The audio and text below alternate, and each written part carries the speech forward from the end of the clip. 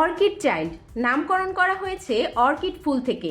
Orchid যেমন খুব সংবেদনশীল, যত্নে দারুণ সুন্দরভাবে ফুটে ওঠে, কিন্তু পরিবেশ খারাপ হলে সহজেই নষ্ট হয়ে যায়। এই শিশুরাও তেমন। অর্কিড চাইল্ডরা ভালোবাসা, নিরাপত্তা ও সহায়ক পরিবেশ পেলে অসাধারণভাবে বিকশিত হয়, কিন্তু চাপ, অবহেলা বা কঠোর পরিবেশে সহজেই মানসিকভাবে কষ্ট পায়। আর ছোটবেলার সেই ট্রমা বড় হওয়ার পরও ভীষণভাবে ক্ষতিগ্রস্ত করতে পারে।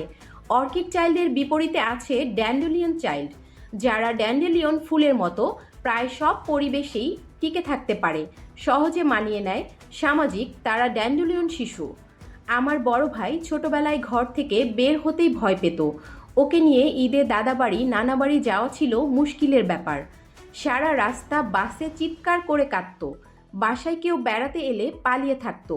পারতপক্ষে কারো সামনে আসতো না। নিজের মনে খেলতো। অবশ্য সময়ের সঙ্গে সে বদলেছে, মানিয়ে নিতে শিখেছে, আর এখন সে অনেকটাই সামাজিক। আমার 3 বছরের সন্তানও আরও ছোটবেলায় আমার কোল থেকে নামতেই চাইতো না। দাদি বাড়ি বা নানি বাড়ি গেলে নতুন পরিবেশে মানিয়ে নিতেই তার প্রায় 4-5 দিন লেগে যেত। আমার সন্তান প্রথম প্রথম দাদি বাড়ি বা নানি বাড়ি গিয়ে কিছুই খেতে চাইতো না। 2 বা 3 দিন টয়লেটও করতো না। ধীরে ধীরে ওকে নিয়ে বিভিন্ন কিডস জোন ও উদ্যানে হাঁটতে যেতাম। অন্যান্য ফ্ল্যাটের শিশুদের বাসায় ডেকে এনে খেলতে বসিয়ে দিতাম। এখনও এসব করি। এভাবে ধীরে ধীরে আমার সন্তান পরিবর্তনের সঙ্গে সহজেই মানিয়ে নিতে শিখেছে। এখন সে তার ফুপুর বাসা, দাদি বাড়ি বা নানি বাড়ি গেলে সেখানকার শিশুদের সঙ্গে খেলে। আগের মতো জ্বালাতন করে না মোটেও। ছোটবেলায় ভাইয়া বা আমার সন্তানের মধ্যে যে অর্কিড চাইল্ডের কিছু বৈশিষ্ট্য ছিল, তা এখন বলা যেতেই পারে। আপনার সন্তানের মধ্যেও এরকম বৈশিষ্ট্য থাকতে পারে। অর্কিড চাইল্ডের বৈশিষ্ট্য মূলত 4টি। এই ধরনের শিশুরা ছোট পরিবর্তনেও অস্বস্তি বোধ করে, যেমন নতুন জায়গা, নতুন মানুষ, রুটিনের বদল ইত্যাদি। তারা নিরাপদ ও পরিচিত পরিবেশে থাকতেই বেশি স্বাচ্ছন্দ্য বোধ করে।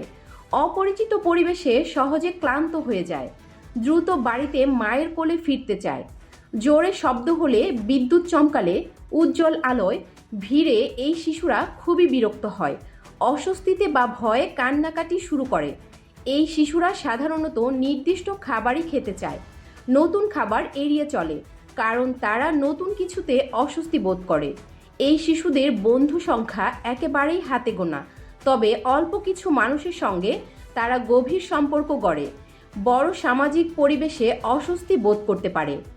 এটি কোনো সমস্যা বা রোগ নয়, বরং এটি এক ধরনের বৈশিষ্ট্য বা ব্যক্তিত্বের ধরন। সময়ের সঙ্গে প্রায় সব অর্কিড শিশু তাদের ব্যক্তিত্বের দুর্বল দিকগুলো মোকাবিলা করে কাটিয়ে ওঠে।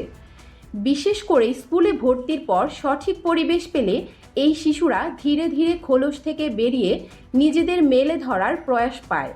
অর্কিড চাইল্ডের ধারণাটি তুলে ধরেন যুক্তরাষ্ট্রের ক্যালিফোর্নিয়ার বিশ্ববিদ্যালয়ের 2 গবেষক, টমাস বয়েস ও ব্রুস ইলিস। এখানে 2 ধরনের শিশুদের ওপর গবেষণাটি পরিচালিত হয়। কিছু শিশু বেশি সংবেদনশীল, আর কিছু শিশু তুলনামূলকভাবে সহজেই মানিয়ে নিতে পারে। এই ধরনের শিশুরা খুব সহানুভূতিশীল, সাধারণত সৃজনশীল হয়। এরা ভালো পর্যবেক্ষক, অন্যদের অনুভূতি ভালো বুঝতে পারে। সঠিক পরিবেশ পেলে তারা অসাধারণভাবে সফল হতে পারে। এই শিশুরা হঠাৎ পরিবর্তন পছন্দ করে না। ঘুম, খাওয়া, খেলা, পড়ার নিয়মিত রুটিন বজায় রাখুন। ঘরে শান্ত পরিবেশ রাখার চেষ্টা করুন। এই শিশুরা ছোট বিষয়েও বেশি কষ্ট পেতে পারে।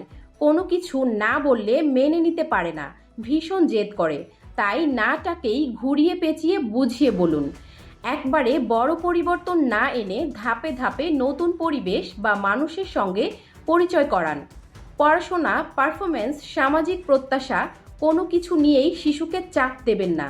বেশি চাপ দিলে তারা ভেঙে পড়তে পারে। ছোট ছোট সাফল্যের প্রশংসা করুন।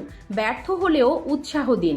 ছবি আঁকা, লেখা, গল্প বলা এসব শিশুদের আবেগ প্রকাশের ভালো উপায়। শিশুরা দেখে শেখে। আপনি শান্ত থাকলে তারাও ধীরে ধীরে শিখবে কিভাবে আবেগ সামলাতে হয়। প্রয়োজনে শিশু বিশেষজ্ঞদের পরামর্শ বা থেরাপি নিতে পারেন।